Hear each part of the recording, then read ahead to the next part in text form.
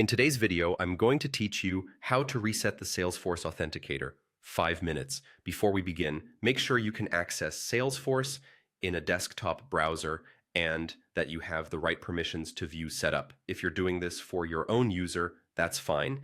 If you're an admin updating policy for your team, ensure you're signed in with an admin profile. Start by signing into Salesforce as you normally would.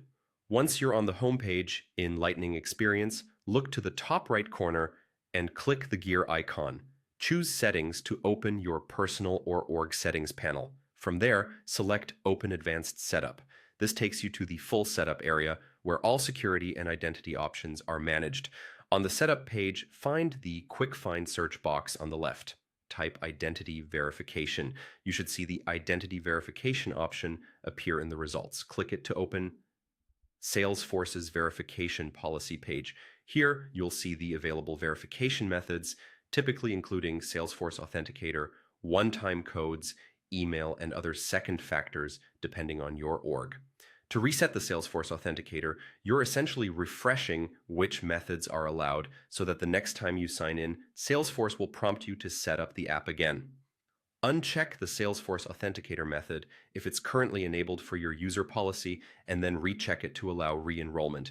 If you're troubleshooting access, you can temporarily enable an alternate method like email or SMS so you can get back in while you reconnect the app.